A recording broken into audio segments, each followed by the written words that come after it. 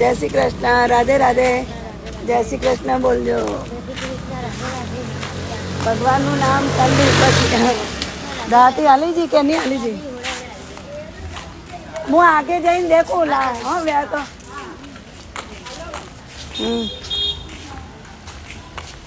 માતાશ્રીના ચપ્પલ નથી, નવા ઘરમાં નહોતા પડ્યા ચપ્પલ, તો અહીંયા જોઈ લઈએ કોઈ ચપ્પલની દુકાન હોય તો તેમને ચપ્પલ અપાઈ દઈએ.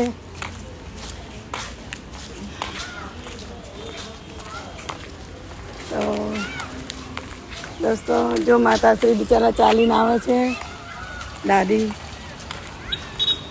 એમને એક મારો વિશ્વાસ છે, મારા પર બહુ વિશ્વાસ છે, બહુ પ્રેમ અને લાગણી છે.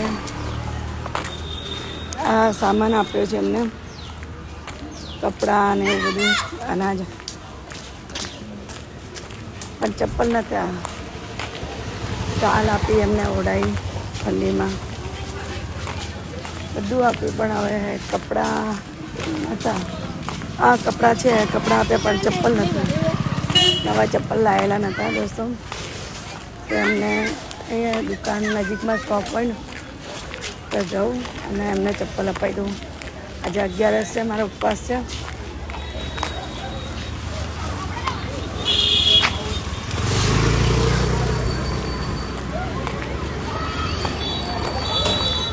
આવી જાઓ.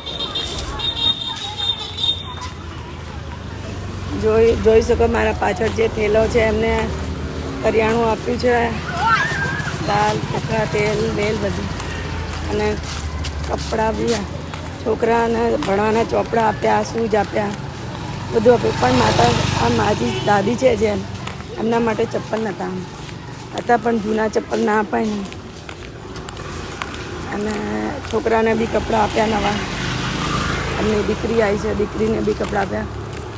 દાદી માટે અહીંયાથી ક્યાંથી ચપ્પલ લઈ લઈએ તો, અને જરૂરી છે ચપ્પલ લેવું.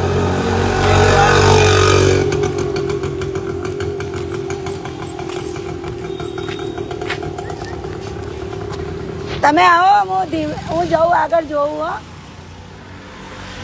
કારણ કે દોસ્તો એ દાદી માટે એમને દાદીને એટલો બધો મારા પર વિશ્વાસ છે કે શું કહું. એમને મારા વિશ્વાસ છે. મને કહે કે મને દર મહિને 500 રૂપિયા મોકલી દેવાના. ગયા વખત મોકલ્યા હતા પણ એમની વહુએ એમને આપ્યા નથી લાગતું, એટલે આ વખત એમને મેં હાથો હાથ આપી દીધા છે. ગઈ વખત એમની વહુને આપ્યા હતા 2000, આપ્યા નથી. હવે ખબર નહીં કેમ નથી આપ્યા.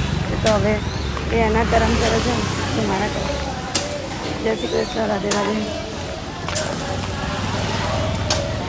હું તો વૃદ્ધોને જ મદદ કરું છું, જવાનને નહીં આપતી દોસ્તો, કારણ કે જવાન કમાઈને ખાઈ શકાય. સાચી વાત છે ને દોસ્તો. અહીંયા જોઈ લો ચપ્પલની દુકાન છે કે નહીં, મને ખુદને ખબર નથી કે છે કે નહીં. અહીંયા ચપ્પલની તો શોખ નથી, પહેલાં હતી માર્કેટમાં, એટલી લારી હશે કે નહીં.